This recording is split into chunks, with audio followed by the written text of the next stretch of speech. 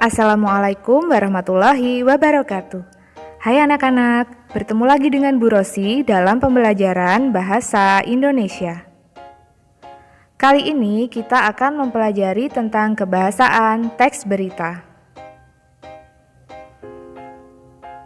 Mari kita ingat kembali, berita adalah laporan atau informasi yang di dalamnya memuat kejadian atau peristiwa yang aktual dan faktual. Berita memiliki 6 unsur, yaitu apa, di mana, kapan, siapa, mengapa, dan bagaimana. Keenam unsur ini diakronimkan menjadi Adiksimba untuk memudahkan kita mengingatnya.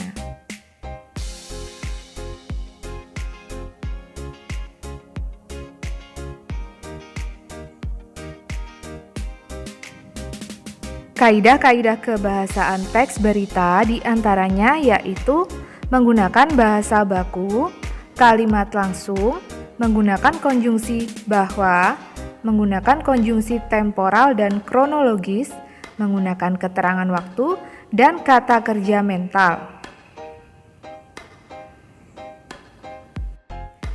Kaidah kebahasaan yang pertama yaitu penggunaan bahasa bersifat standar atau baku. Penggunaan bahasa yang bersifat standar atau baku ini untuk memudahkan pemahaman banyak kalangan, karena teks berita itu dibaca oleh masyarakat umum. Bahasa baku ini sesuai dengan kaidah bahasa Indonesia yang baik dan benar, lebih mudah dipahami karena bersifat umum. Sedangkan bahasa-bahasa yang bersifat populer ataupun yang kedaerahan akan dihindari oleh media-media nasional. Nah, berikut ini adalah contoh kalimat baku dan tidak baku. Silakan kalian baca dan amati perbedaannya.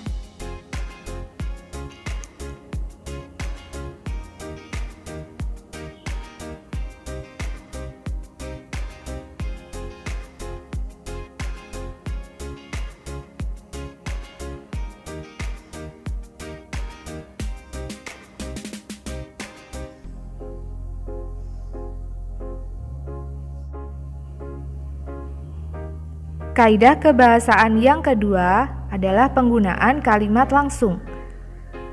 Kalimat langsung ditandai oleh 2 tanda petik dan disertai keterangan penyertanya. Penggunaan kalimat langsung terkait dengan pengutipan pernyataan-pernyataan oleh narasumber berita. Contohnya, sebelum meletus, gempa tremor semakin rapat dengan amplitudo sekitar 15 mm.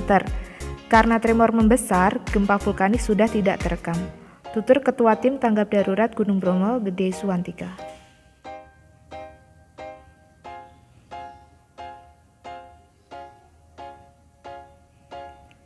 Yang ketiga adalah penggunaan konjungsi bahwa.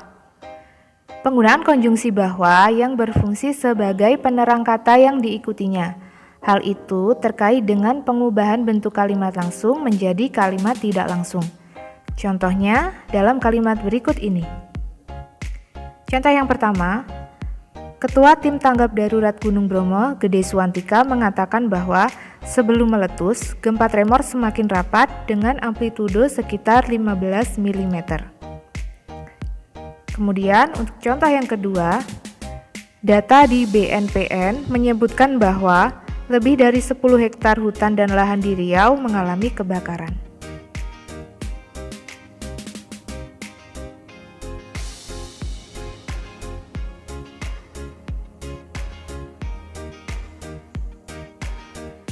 Kaidah kebahasaan yang keempat yaitu penggunaan kata kerja mental atau kata kerja yang terkait dengan kegiatan dari hasil pemikiran.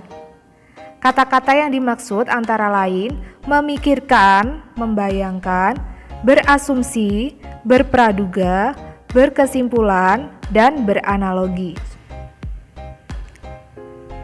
Contoh kalimatnya, yang pertama, pemerintah memikirkan solusi untuk menanggulangi peningkatan kasus positif COVID-19 di Indonesia. Contoh yang kedua, warga membayangkan seandainya hujan terus-menerus mengguyur desanya, maka longsor tidak akan bisa dihindari.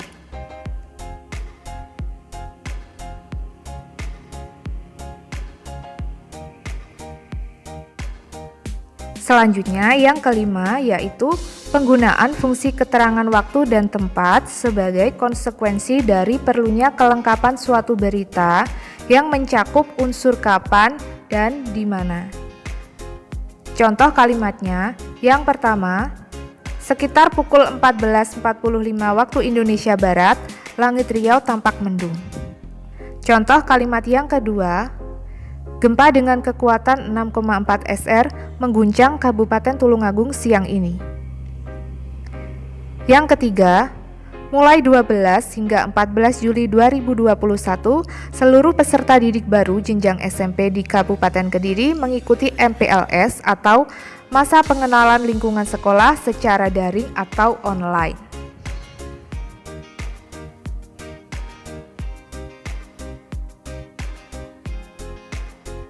Selanjutnya yaitu penggunaan konjungsi temporal atau penjumlahan seperti kemudian, sejak, setelah, awalnya, dan akhirnya. Hal ini terkait dengan pola penyajian berita yang umumnya mengikuti pola kronologis atau urutan waktu. Contoh kalimatnya berikut ini.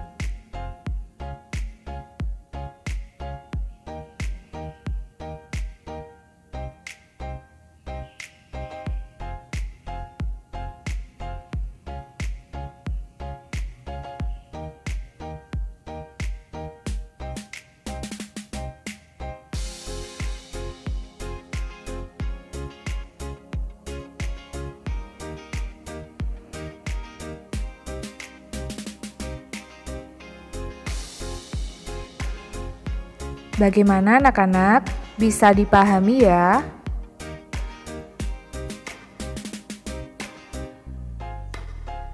Terima kasih anak-anak, kalian telah mengikuti video ini sampai selesai. Apabila saya ada salah kata, saya mohon maaf yang sebesar-besarnya. Selamat belajar, salam literasi. Wassalamualaikum warahmatullahi wabarakatuh. Sampai jumpa.